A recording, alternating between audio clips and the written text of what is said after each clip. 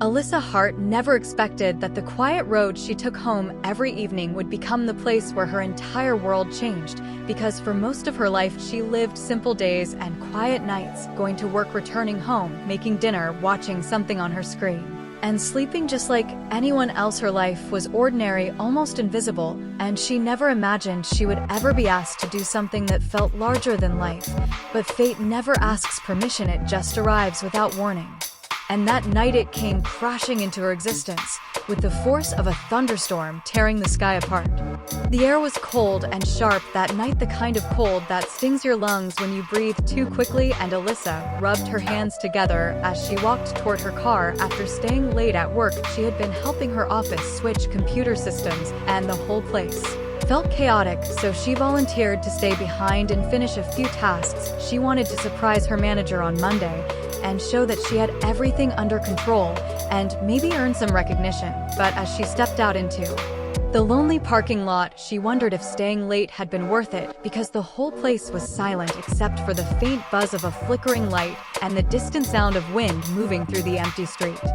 She unlocked her car, slid inside, and started the engine, letting the heater blast against her cold hands before pulling onto the road. The drive home was usually calming, the kind of drive where the world felt still, and the trees lining the road looked like silent guards on each side of the dark pavement. She turned on the radio, listening to soft music as she headed toward the long stretch of highway that would take her home.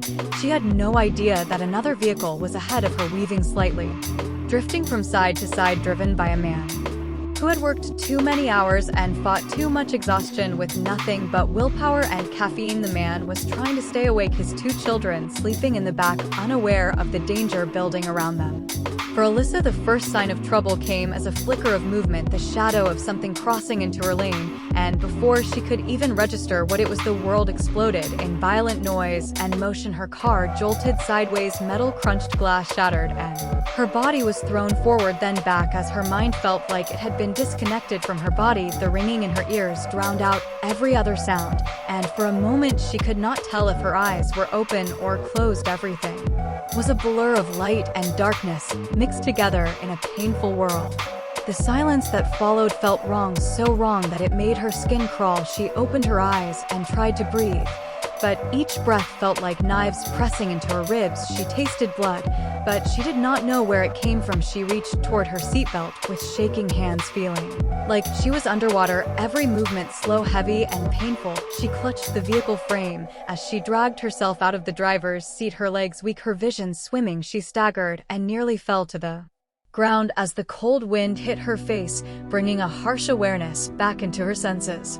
When her vision stopped spinning, she saw it. The SUV that had struck her was lying on its side, metal twisted, windows shattered, and one wheel still spinning, like the vehicle had not yet accepted that everything was over. Beneath the hood, she saw a flicker of orange, a small fire struggling to grow stronger, fed by leaking fuel, pushing its way to life, as if hungry for everything around it. She blinked, forcing herself to focus, and that was when she heard it, a sound so fragile it pierced straight through her fear. A child crying. It was faint but real, and that sound snapped something inside Alyssa awake. In a way, no pain could. She looked at the SUV again, seeing the small shapes inside the back seat, two children trapped, scared, and calling out for someone, anyone, to help. Her heart pounded so hard it felt like it was trying to break out of her chest. She knew the flame was growing, knew the fuel on the ground was feeding it, and knew she had maybe seconds, not minutes, before the fire would spread to the main tank. She should have run, she should have stepped back, she should have waited for help, but none of those thoughts stayed in her mind, not even for a breath. All she knew was that those children were alive right now, and they needed someone to save them before the fire claimed the whole vehicle. She stumbled toward the SUV, ignoring the pain pulsing through her ribs and legs, forcing herself forward one shaky step at a time until she reached the crushed door of the back seat. She tugged at the handle with all her strength, but the metal had buckled inward, trapping the door in place. The fire crackled louder, growing bolder, brighter, and hotter. She could feel it against her skin, even though it had not yet reached the cabin. The older child inside called out again, voice trembling with fear, and Alyssa felt something inside her shift from fear to determination. She moved to the broken rear window, shattered, but still held together by the laminate layer, and she wedged her fingers into the gap, pulling hard, ignoring the burning pain. As glass sliced her skin, she yanked again and heard The laminate tear a small opening forming. She did not stop. She smashed her elbow into the remaining glass, feeling a burst of pain. But also hearing the window give way, she reached in and grabbed the older child, guiding him toward the opening, telling him to keep his face down and crawl toward her. Even as sparks from the fire drifted toward the metal frame, he obeyed, crying and shaking, and she pulled him out with all her strength. Stumbling backward as he fell into her arms, she hugged him briefly, whispering reassurance before pushing him away from the road, telling him to run to safety. Without looking back, he ran, stumbling through the grass, but alive, safe and free from the burning danger. Behind them, the younger child was still trapped, his booster seat jammed by the impact and the belt refusing to release. He cried for help, voice cracking in terror as Alyssa climbed halfway inside the overturned SUV. Using her body to shield him from falling glass, she pulled at the belt, but it did not move. The fire was spreading faster now, heat rising, smoke thickening the air, making her eyes water and her throat tighten. She braced her leg against the seat and pulled with everything she had, ignoring the pain that tore down her shoulder, until finally the belt snapped free and she lifted the boy into her arms, crawling back out of the window with her heart racing in terror as a louder crack sounded from the front of the vehicle. She carried the boy to his brother, placing him gently on the grass and telling them both to stay still, stay low, stay away from the fire. They clung to each other, sobbing, and Alyssa felt her vision blur again, exhaustion pulling at her, but she turned back toward the SUV because the father was still inside, unconscious, bleeding and strapped in by a jammed belt, and the fire was already crawling across the hood like a living creature, hungry to claim every soul still inside. She knew she had almost no time left. She knew she was injured. She knew running back toward the flames was almost certainly a death sentence. But she also knew something else, something stronger than fear, stronger than pain, stronger than instinct. Someone was trapped, and she was the only one who could save him. She ran toward the burning SUV again, even though every step felt heavier than the last, as if the earth itself was trying to pull her down and stop her from moving forward. The heat coming off the hood was stronger now, almost unbearable, and the flames were dancing higher, licking the metal and crawling toward the cabin. The smoke stung her eyes, making it hard to see, but she forced herself closer, pushing through the wall of heat, because the man inside was still alive and still trapped, and she could not leave him there, even if her body was begging her to stop. When she reached the driver's side, she saw him slumped forward, his head resting against the steering wheel, his breath shallow and uneven, the seatbelt stretched tight across his chest, keeping him pinned in place.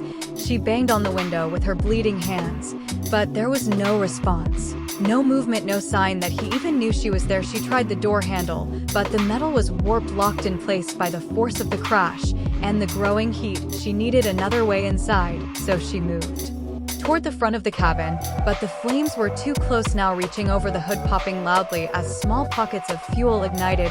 She had to move fast, or it would be too late.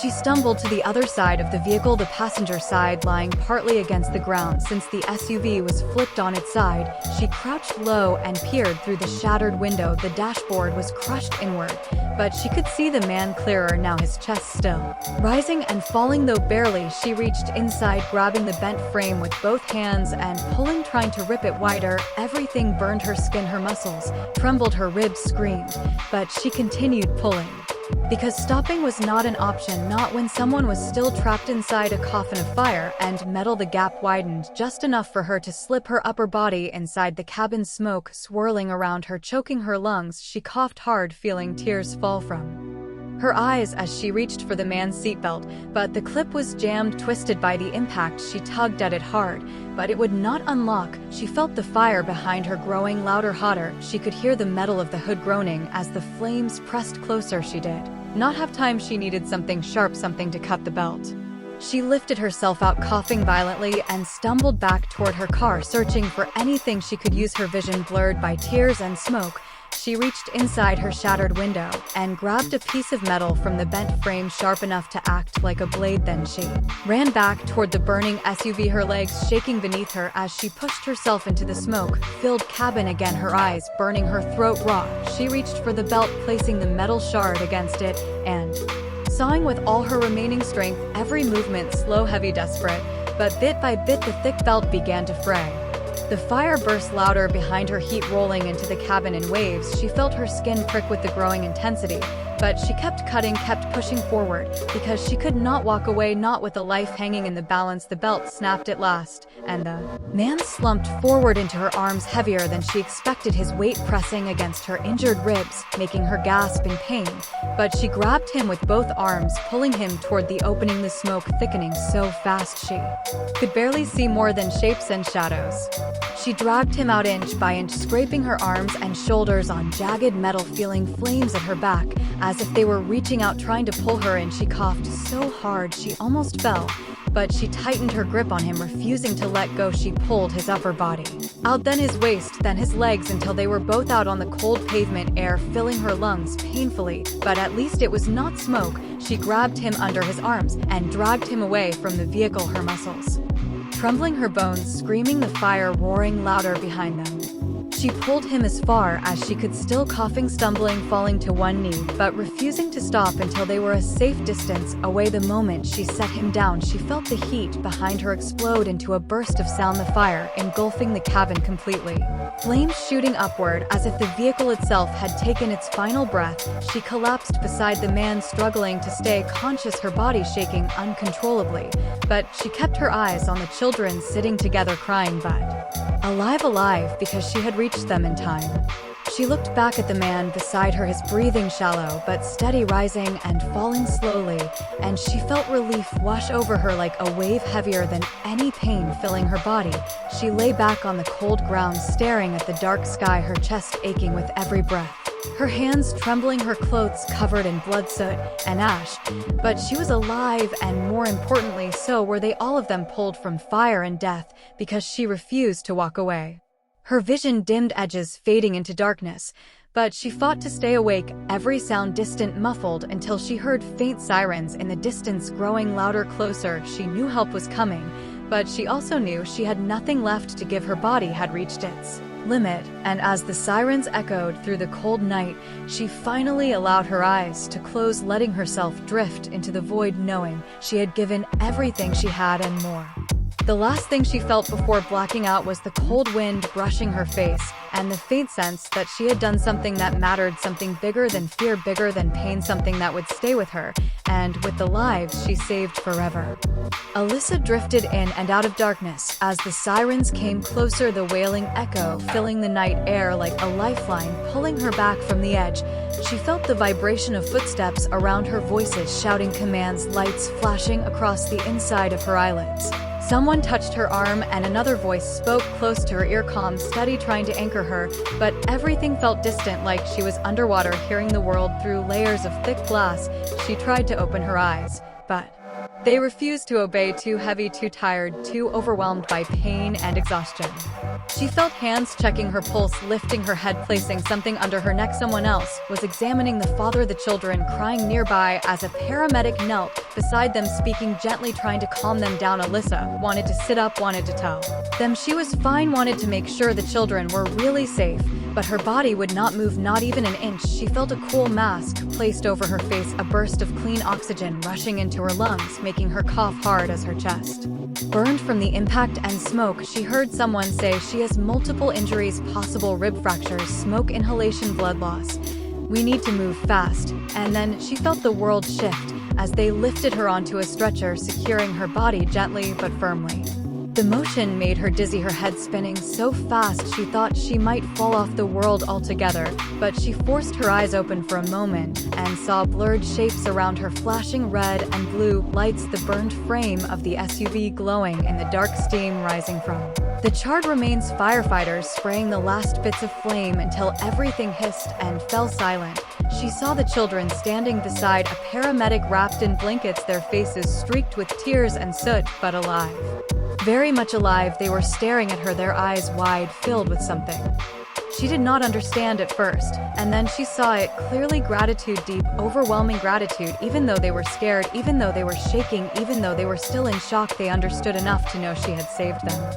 The older child lifted a hand in a small trembling wave, and Alyssa felt her heart tighten in her chest, a soft ache that cut through the fog. For a brief moment, she tried to raise her hand back, but her arm barely twitched, the effort too much for her weakened state. She heard Another voice saying, "Keep her awake, we need her conscious," and she felt someone gently tapping her cheek, urging her to focus. But her mind slipped again, drifting deeper as the stretcher was loaded into the ambulance, the doors closing behind her, sealing her away from the cold night air inside the ambulance. The lights were bright, too bright, and she squinted, trying to shield her eyes. But the medic gently held her hand, telling her to stay with him just a little longer. He checked her breathing, adjusted the oxygen mask, monitored her heart rate, and kept talking, trying to keep her anchored to the moment. But everything felt like fragments, now pieces of a world she could no longer fully grasp. She felt cold sweat on her forehead, her body shaking uncontrollably as adrenaline left her system, replaced by pain, sharp, relentless waves of pain shooting through her ribs, spine, and arms. She heard the medic say, "Trauma center 10 minutes out, prepare for intake, notify the ER," and then the ambulance sped forward, sirens slicing through the quiet night. Alyssa tried to speak, tried to ask about the children, but her throat felt like sandpaper, and the words refused to form. She closed her eyes, letting the motion of the ambulance rock her into a strange half-dream where she kept seeing fire reaching for her, seeing the children trapped, hearing their cries, feeling the heat on her back. As she dragged their father out just before the flames swallowed the cabin, she opened her eyes again, gasping for air, and the medic placed a reassuring hand on her shoulder, reminding her she was safe. She was out of the car, she was going to the hospital, she had survived. But the memories kept flashing like sparks inside her mind, refusing to settle. When they arrived at the hospital, everything moved fast, hands lifting her from the stretcher, voices calling numbers and instructions, nurses surrounding her, cutting away bits of burned and torn clothing, checking her injuries, cleaning the cuts on her arms and hands, inserting 4 lines, placing monitors, attaching her to machines that beeped softly in the background. She felt the cool sting of antiseptic, the sharp prick of needles, the pressure of bandages wrapped around her ribs and wrists. Someone shining a light into her eyes, asking her name, asking if she could hear, asking if she knew where she was. She tried to answer, but the words came out broken, weak, and the doctor nodded, telling her not to strain herself, that they had her, that she was safe now. Time became strange in the hospital, sometimes racing, sometimes freezing. She drifted in and out of consciousness, waking to different faces, doctors, nurses, technicians, all working to make sure she remained stable. She heard murmured conversations around her, fractured pieces of words that drifted into her mind until she pieced them together. Injuries, smoke inhalation, bruised ribs, severe lacerations, dehydration, exhaustion. She heard someone say it was a miracle she managed to rescue 3 people in her condition, and that if she had been even a minute slower, the outcome would have been different, much worse. She heard another voice saying she saved their lives, she brought them out before the car fully ignited, she is the reason they are here. Later, when the room finally quieted, she opened her eyes again, and this time her vision was clearer, the brightness softer, the pain there, but less intense thanks to the medication. She saw a nurse adjusting something at her bedside, and the nurse smiled warmly, telling her she was safe and stable and incredibly brave. Alyssa tried to sit up, but the nurse gently stopped her, telling her she needed rest, that her body had been through too much, and pushing herself would only slow her recovery. Alyssa nodded weakly and closed her eyes again, feeling the exhaustion deep in her bones, pulling her back towards sleep.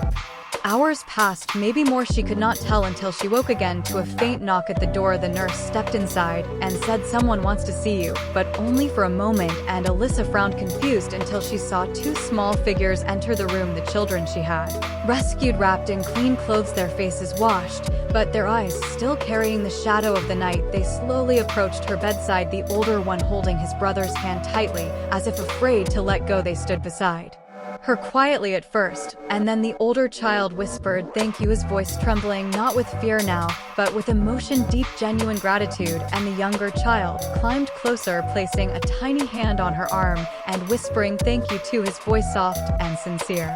Alyssa felt tears fill her eyes, warm, silent tears slipping down her cheeks as she looked at them, knowing that the pain she had endured was nothing compared to the gift of seeing them alive, standing before her, breathing, speaking, living. And then the nurse guided them out gently, not wanting Alyssa to become overwhelmed, and the room went quiet again.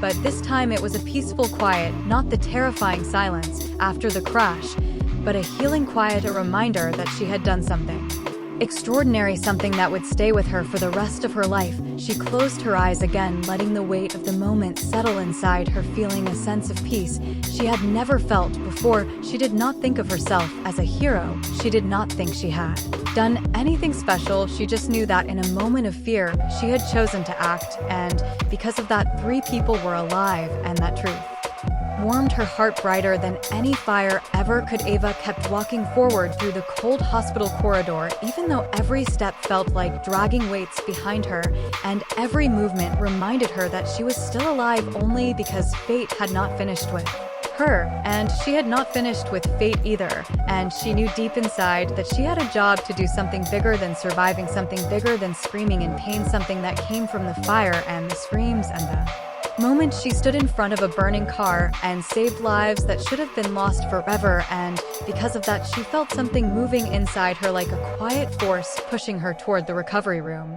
She entered slowly and found all 3 crash survivors resting in their beds, the broken family who owed their life to a stranger who had been hurting more than them, but still pulled them from fire and danger as if she had been trained for it, as if she had been meant for that exact second in time. And Eva felt her throat tighten when she saw them awake and looking at her with wide, hopeful eyes that carried a silent story of gratitude, trust, and connection they would never explain in words. The little boy lifted his hand toward her, and Eva froze for a moment because she remembered holding that same hand while flames grew around them, and she remembered how light his body had felt in her arms and how terrified his cries had been. But now he was safe and alive and smiling through cracked lips, and she felt something break open inside her, a soft place she had forgotten she even had. She sat beside the bed, and the mother whispered in a shaky voice that Eva had saved her entire family, and she kept repeating it because she still did not believe it completely. And Eva listened quietly, letting the words flow around her like warm water, because she did not know how to respond. She had never been called a hero in her life. She had never even imagined that she could be one, and yet here she was. Not completely sure she wanted him to believe it, because he looked like he needed hope more than he needed medicine.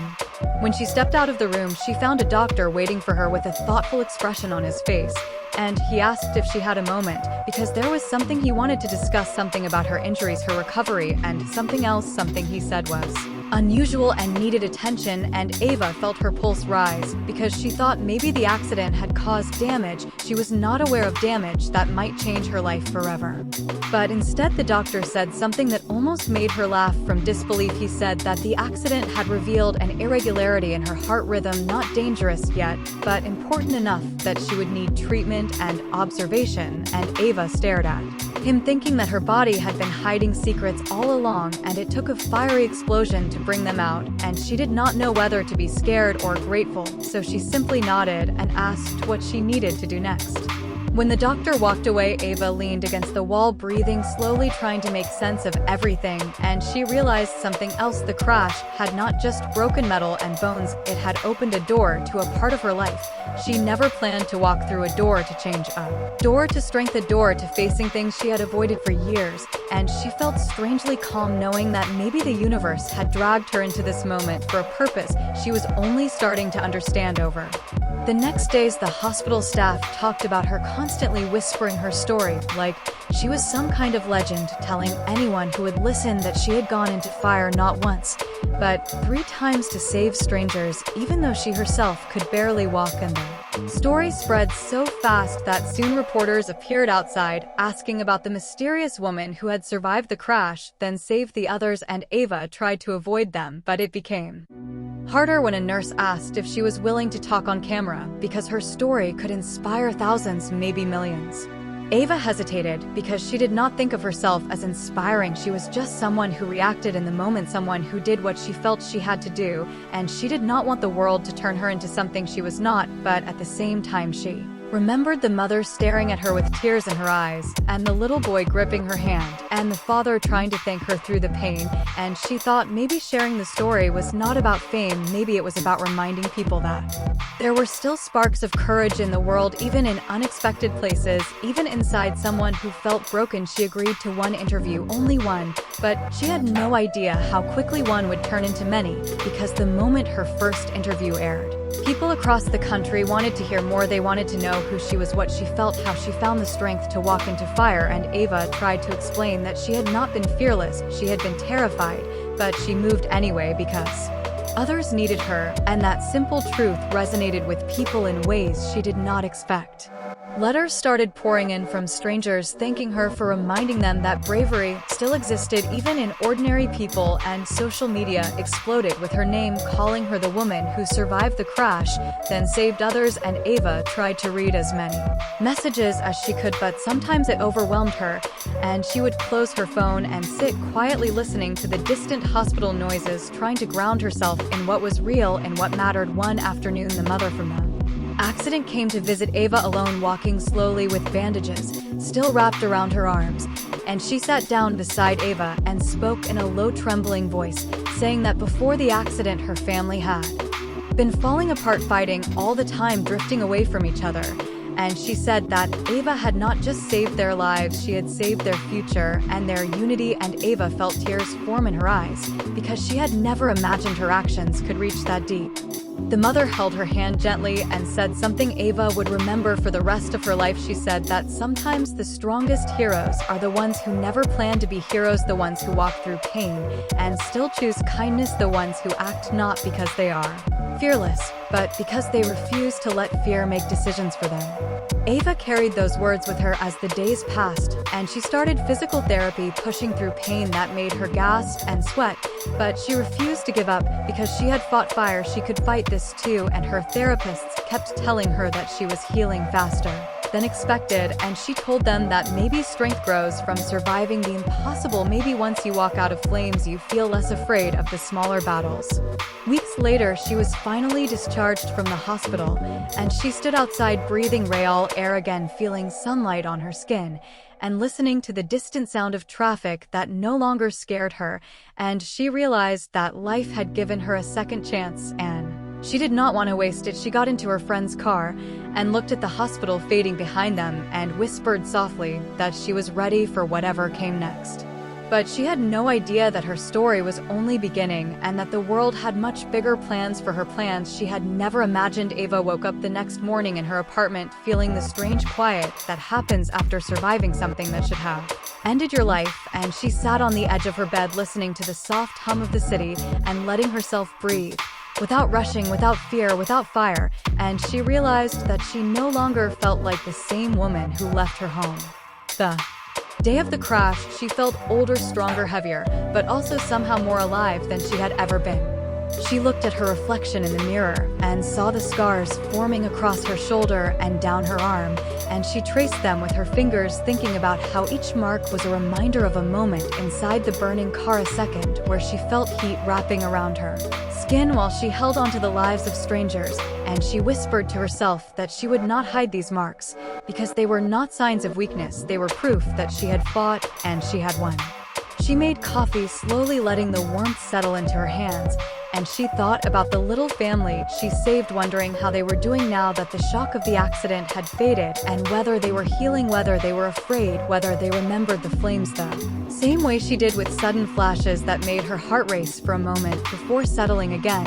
And she felt a tug inside her chest, because she had walked into their lives at the worst moment and then walked out, and she wondered if fate wanted her to stay connected to them, or if saving them had been enough.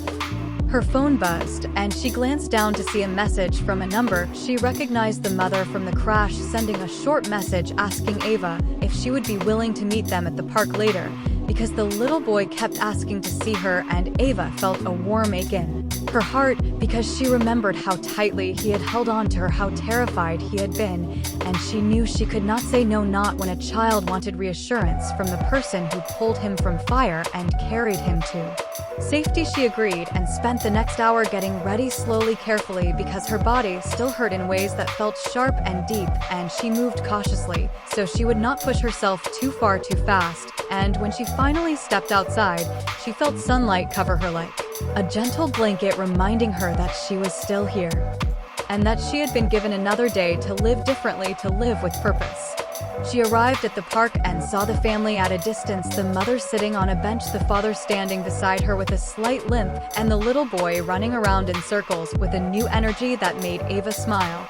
And when he spotted her, he stopped, froze, and then sprinted toward her with arms stretched wide, calling her name in a voice filled with happiness and relief. And Eva dropped to one knee, ignoring the sharp pain in her leg, and wrapped her arms around him, letting him hug her tightly, as if she was the safest place he knew. The father approached and thanked her again, his voice cracking a little because gratitude was something that kept pushing up in his throat, and he could not hold it back. And the mother reached for Eva's hand, telling her that their family talked about her every day and how they had decided that they wanted her to be part of their lives, not just as the woman who saved them, but as someone they cared about, someone they trusted. And Eva felt her breath catch because she had never expected this. She had never expected to gain a family from an accident. They sat together for a long time watching the little boy play, and the parents told Eva about their recovery, their new routines, their counseling sessions, as they tried to process what had happened. And Eva listened carefully, absorbing every detail because she wanted them to know she was here, she was present, she was not disappearing from their lives the way traumatic memories sometimes fade away. And she asked how the boy was handling everything, and the mother said he still had nightmares sometimes, but seeing Eva helped calm him because she had become his symbol of safety, as proof that danger could be overcome. Eva spent hours with them, and when she finally stood to leave, the father touched her arm gently and told her that what she did would never fade from their lives, and that they would always be grateful and always be connected to her. And Eva drove home afterward, thinking about his words and realizing that she felt something new inside her, a sense of meaning so strong it almost felt like purpose settling into her bones. The next week, Eva received an invitation from the local fire department asking if she would attend a small ceremony to honor her bravery, and she hesitated at first because she did not like standing in front of crowds, and she did not want to be treated like someone above others, but she eventually agreed because she understood that sometimes moments like this could encourage others to act with courage too, and she wanted people to know that bravery did not require perfection or strength. It required one decision, one step forward, one refusal to give up. On the day of the ceremony, she walked into the fire station, and everyone stood and clapped, and she felt heat spread through her cheeks because she was not used to being the center of attention. But she kept moving because she knew she had earned this moment, even if it felt overwhelming. And the fire chief gave a speech about her, calling her an extraordinary civilian who acted with a level of bravery seen only in trained rescuers. And Eva listened quietly, letting the words wash over her. They presented her with a small medal, and when she held it, she felt its weight not in metal, but in meaning. And the chief told her that if she ever wanted to train formally or volunteer, they would welcome her, because someone with her instinct and courage could change lives. And Eva felt something light up inside her at the thought of joining people who understood what it meant to run toward danger instead of away from it. That night, she sat on her couch staring at the medal and thinking about the fire, the screams, the heat, the fear, the strength, and she realized that maybe the accident had not just been a tragedy, maybe it had been a calling, pulling her towards something she had never considered for herself, something bold, something meaningful, something that could turn her pain into power. And she whispered into the quiet room that maybe this was the beginning of a new life for her. But she had no idea that the biggest test of her courage was still ahead, waiting for her in a place she least expected. Eva woke the next morning feeling a strange, uneasy tension in her chest, as if the world was shifting around her, and she could sense something coming, something she could not define yet, something heavy and important. And she moved slowly through her kitchen, making breakfast while her mind replayed the ceremony, the applause, the fire chief's words, the medal resting on her table like a quiet promise she had not decided whether to accept. And she wondered if she was really ready for a life that demanded courage every single day. She stepped outside to get some air, and the sky was gray with thick, heavy clouds dragging across the horizon.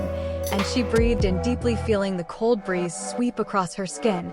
And she thought about how life had changed so suddenly one terrible night, and how everything now felt like pieces of a puzzle rearranging themselves into a new pattern, one she could not fully see yet, but felt forming beneath her feet. Later that afternoon, she received a call from the mother of the boy telling her that they were going to the state fair, and they wanted her to join them because the little boy kept asking if his hero could come too, and Eva agreed because she missed them, and she wanted to see them laugh and smile after everything they had gone through, and maybe she needed a little joy herself, something simple, something warm, something human. The fairgrounds were crowded with people laughing, shouting, running from ride to ride, and the smell of popcorn and cotton candy filled the air, and the mother waved at Eva with a bright smile, while the boy rushed toward her holding a balloon shaped like a fire truck and telling her excitedly about all the rides he wanted to show her, and Eva felt a soft glow inside her because seeing him joyful made everything she endured worth it.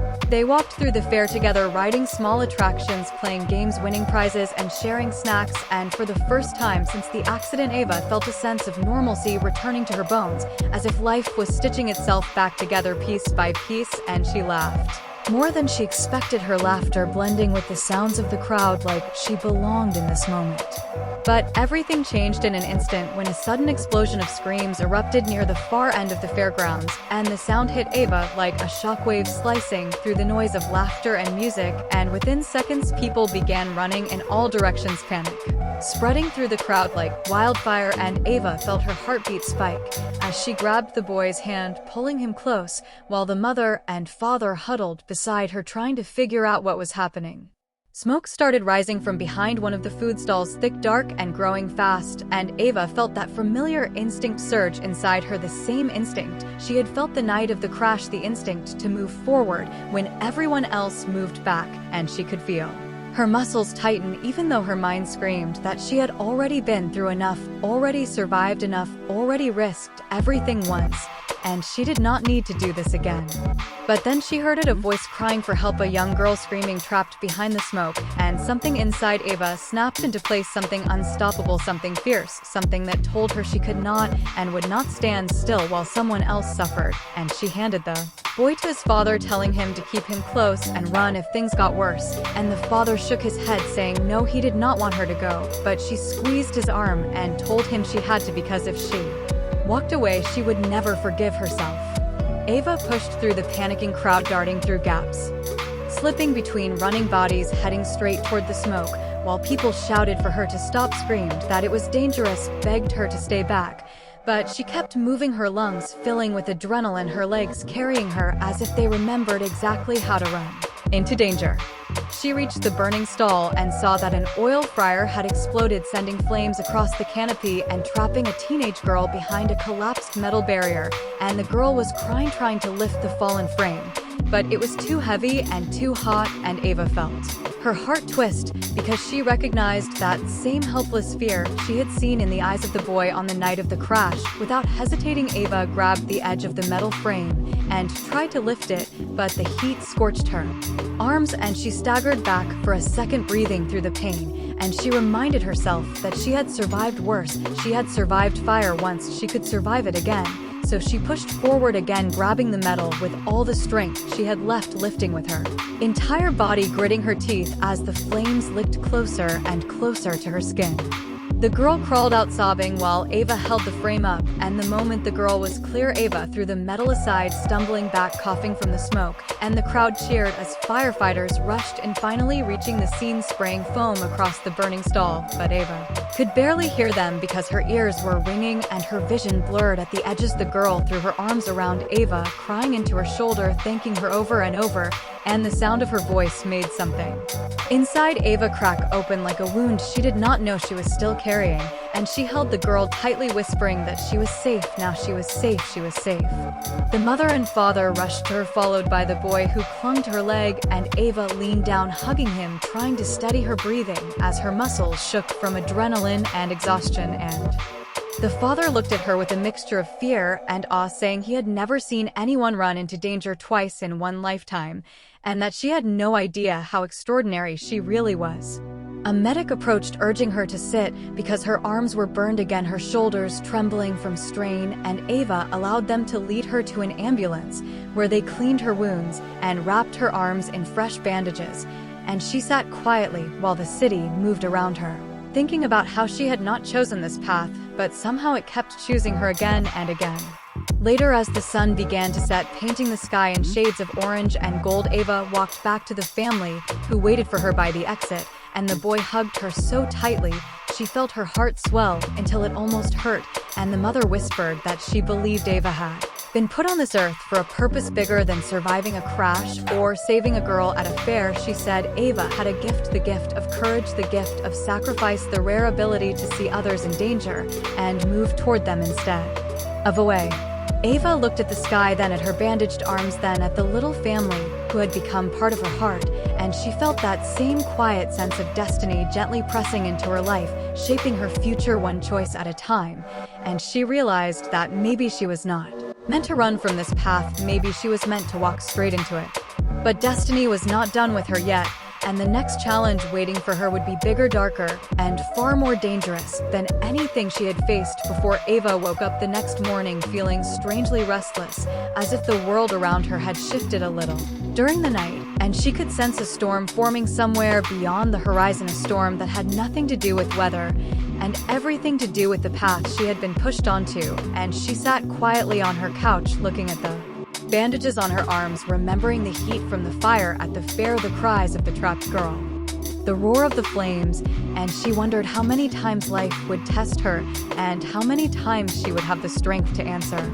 She looked around her apartment and felt the weight of something growing inside her, a pull, a calling, a sense of direction she had ignored for too long, and she reached for the metal sitting on her table, running her fingers across its smooth surface, feeling the weight of the moment she received it, and the fire chief's voice echoing in her memory, telling her she had a rare instinct and that they would welcome her if she wanted to join them. And she whispered softly to herself that maybe she was ready for something new, something that matched the fire inside her, something bigger than her old quiet life.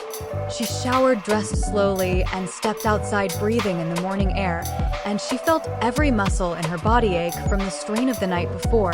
But she kept walking, letting her feet guide her through the quiet streets until she found herself standing in front of the fire station again, the same place she had been honored days earlier, and she stared at the large doors, feeling a flutter of doubt and fear, but also a fierce determination rising inside her like a second heartbeat. She stepped inside and found the fire chief speaking with a group of firefighters, and when he saw her, he paused with surprise and then smiled warmly, asking if she was all right, if her burns were healing, if she had slept, and she nodded, though she still felt exhausted deep in her bones. And the chief studied her for a moment before asking why she had come back so soon. Eva took a breath, steadying herself, because this moment felt like walking through another invisible door, and she looked him in the eyes, telling him she wanted to train, she wanted to learn, she wanted to understand the work they did, and maybe one day do it herself. And the chief did not answer right away. He watched her carefully, reading the seriousness in her face, the tremble under her skin, the fire in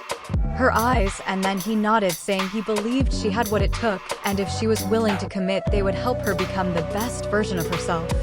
Training began days later, and it was harder than anything Eva had ever imagined. Her muscles screamed, her lungs burned, her legs shook, and every single night, she felt like she had been carved out and reshaped all over again.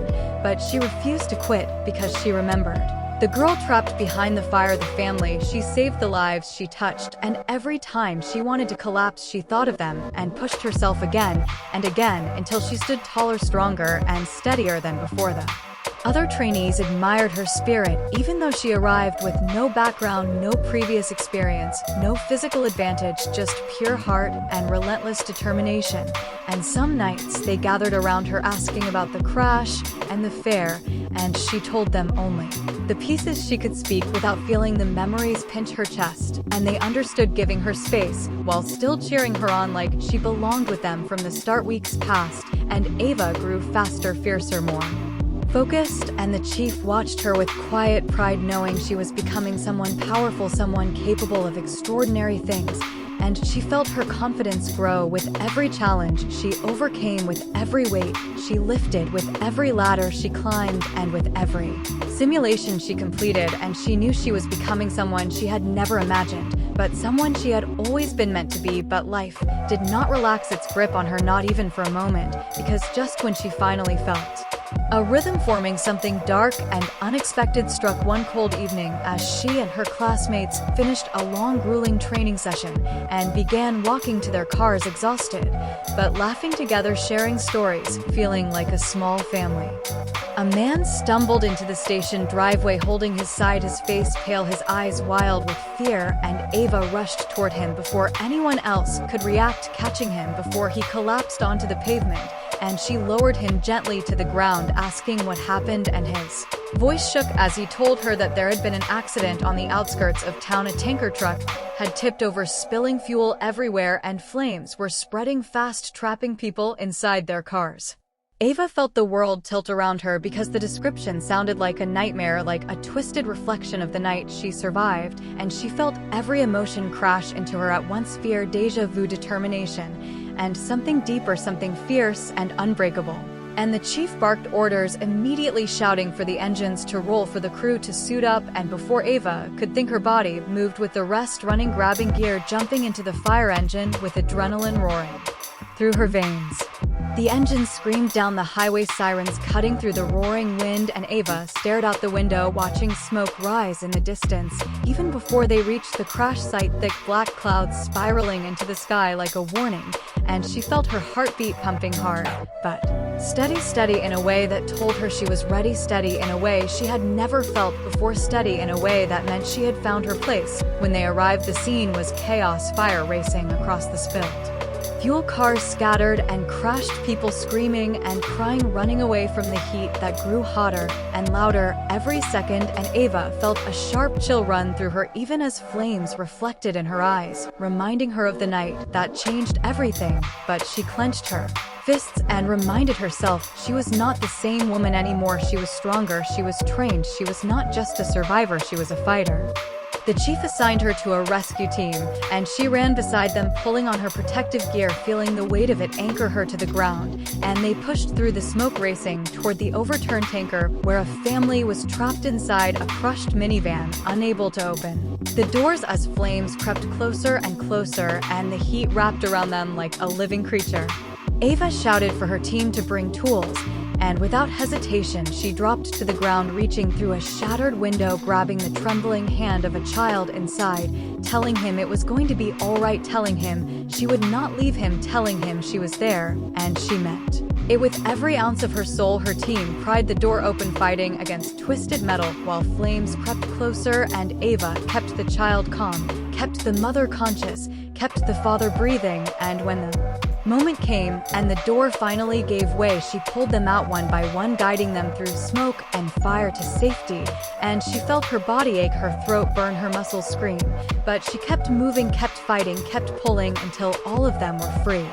And when she carried the last child away from the wreckage, she turned back and saw the tanker explode behind her in a massive eruption of fire, shaking the ground beneath her feet, and people around her stared in disbelief, because they had watched her escape flames once again.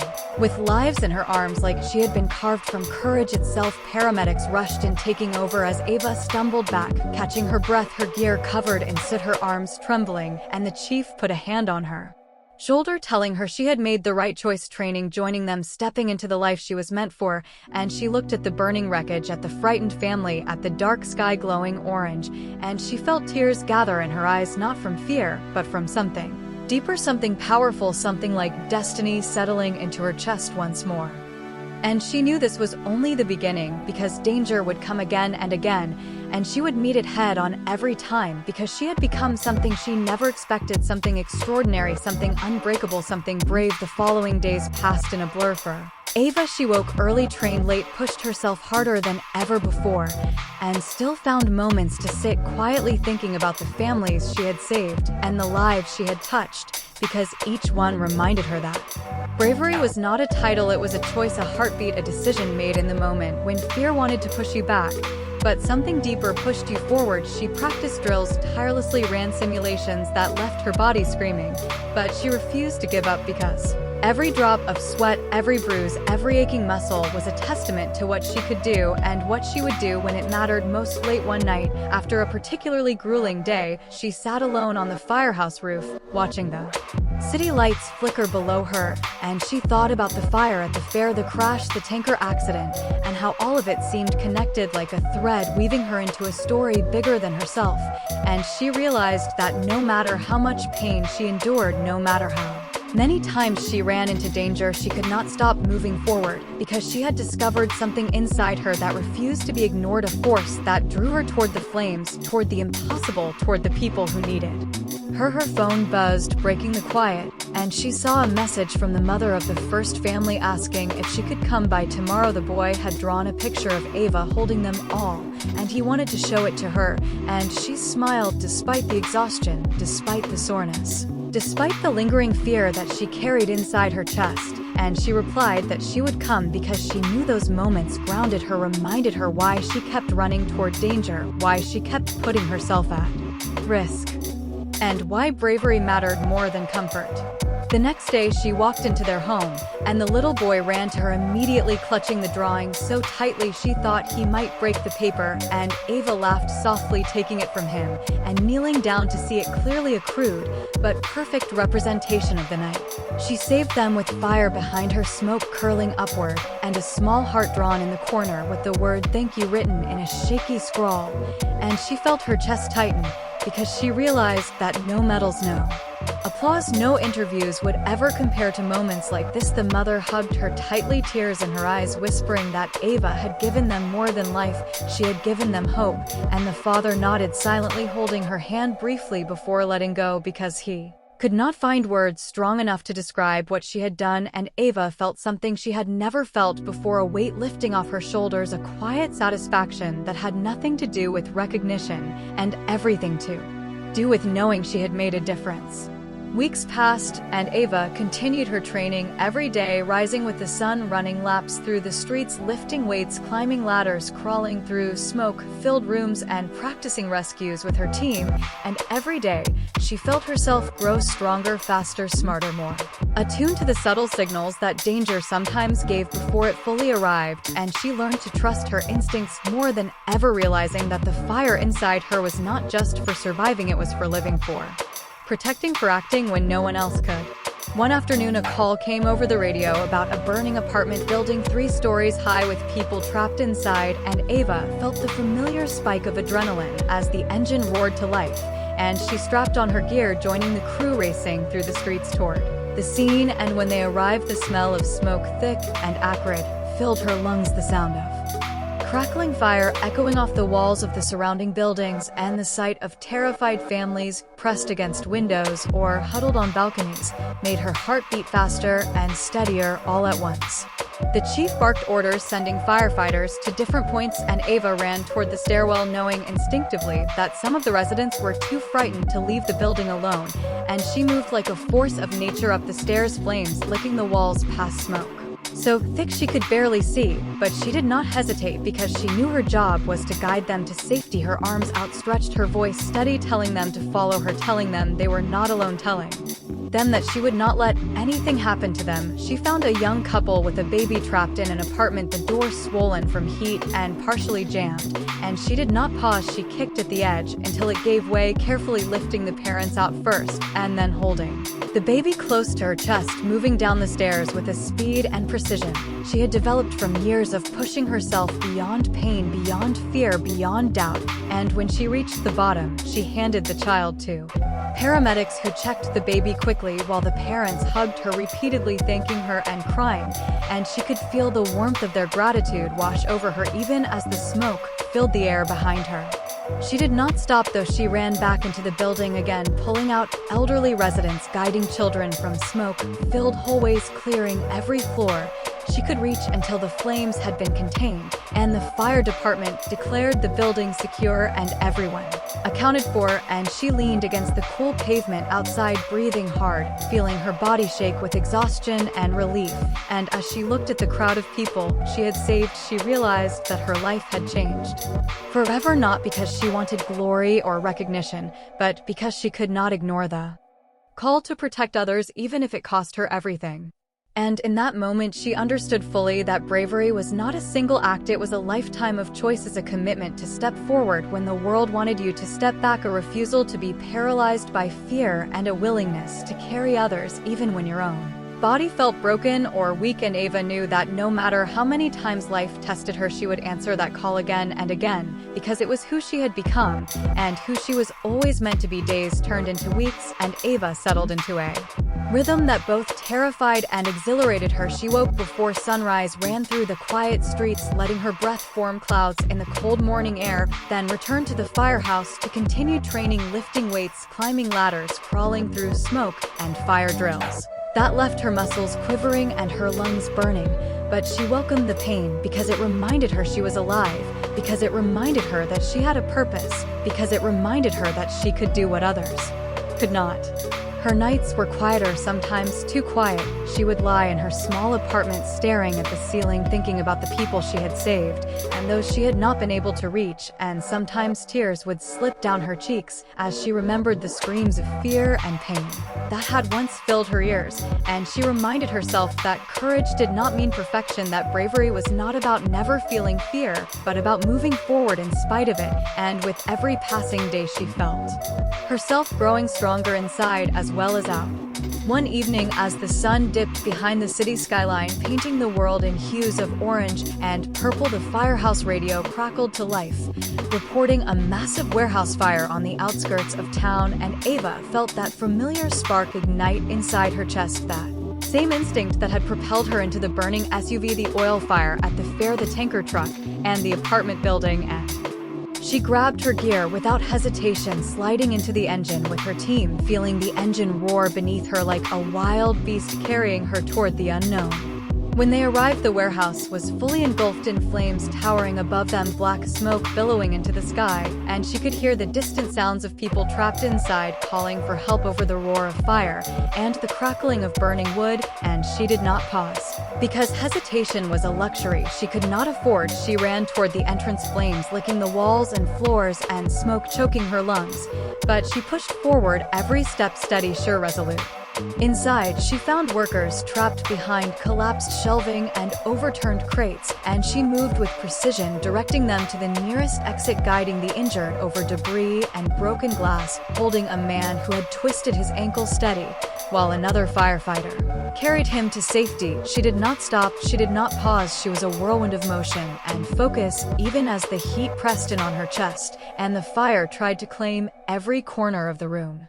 She reached a young woman huddled in a corner, smoke swirling around her, eyes wide with terror, and she reached out her hand, speaking calmly, telling her it was going to be okay and that she would not leave her, telling her she would carry her out if necessary. And the woman clung to her tightly, trusting her implicitly, even though the world around them was chaos and death. And Eva felt that same adrenaline that had carried her through every previous disaster coursing through her veins, making her feel unstoppable. Her team cleared the rest of the building while she stayed with the young woman, carefully guiding her through narrow passageways, lifting debris when necessary. And when they finally reached the exit, she handed her to paramedics, who checked her vitals and wrapped her in blankets. And for a moment, Eva allowed herself to breathe, feeling relief wash over her in waves like a tide finally reaching shore. Outside the warehouse, the fire blazed high, and the night air was thick with ash and smoke. And Eva leaned against the cool pavement, her body trembling with exhaustion and adrenaline. And the chief approached, placing a hand on her shoulder, praising her instincts, her courage, and her unyielding dedication. And she felt a rare smile tug at her lips, because she realized that all the years of fear, all the nights of doubt, all the pain she had endured had brought her here, had forged her into someone who could meet disaster head-on and save lives. The families she had saved over the years gathered around, quietly whispering words of thanks, and all their eyes filled with gratitude that cut deeper than any medal, deeper than any recognition, because they knew she had risked everything for them without hesitation, without expectation. And she felt her chest tighten, because she had not done it for them or for herself. She had done it because it was what she had been made to do. When she finally returned to the firehouse, her team cheered softly, patting her on the back, and she laughed, wearily accepting their quiet applause, letting herself be part of something bigger than herself, something enduring, something real. And she thought about how every step she had Taken from the day of the SUV crash to the fair to the tanker truck, the apartment building, and now the warehouse, had led her here, had taught her what courage truly meant, and how it was measured not by fearlessness, but by persistence, determination, and the refusal to walk away. That night, Eva sat alone on the roof of the firehouse, staring at the stars, faint lights glittering across the vast sky, and she realized that she had become more than she had ever dreamed that she had found. Her calling, that she had discovered a fire within her stronger than anything outside, stronger than fear, stronger than doubt. And she whispered softly into the quiet night that she would never stop answering the call, that she would never stop moving forward, that she would never stop saving lives, no matter how dangerous the path, because this was who she had become, and there was no turning back. And as the city slept below her, she knew that more challenges were coming, that life would continue to test her courage and strength, but for the first time she welcomed it, because she was ready, because she was trained, because she had become a woman who not only survived fire, she ran into it, she embraced it, and she saved others from it, and she knew without a doubt that nothing could ever take that away from her. Months passed, and Eva continued her work at the firehouse, every day bringing strength, courage, and heart to every call, every rescue, every life at risk, and she had learned to balance the fear and the adrenaline with quiet moments of reflection, sitting on rooftops, watching the city breathe around her, and thinking about the people she had saved and how fragile life was and how powerful a single choice could be. She had become a symbol in her community, a living reminder that ordinary people could do extraordinary things, that bravery was not born, it was chosen, and she had chosen it again and again, and every story the newspapers and the media told about her did not fully capture the nights she spent doubting herself, the hours she pushed through pain, or the quiet moments of fear before moving into danger, but she had come to understand that those struggles were part of the journey, part of what made her human, part of what made her real. One evening, she received a letter from the little boy she had saved in the SUV, a drawing inside with her standing in front of flames, smiling, as if to say it was going to be okay, and a note written in small childish letters, saying, "Thank you for being brave, thank you for saving us." And she read it over and over, feeling warmth fill her chest, because she knew that her actions had rippled outward beyond recognition, beyond applause, beyond medals, to something deeper, something lasting. She walked through the firehouse one final time for the night, checking equipment, speaking quietly with her team, laughing softly at a shared memory, and she realized she had found her family here, a new kind of family, bound not by blood, but by trust, courage, and shared purpose. And she knew that no matter what fires came next, no matter what dangers awaited, she would face them, because she had discovered her true self, and that self would not turn away.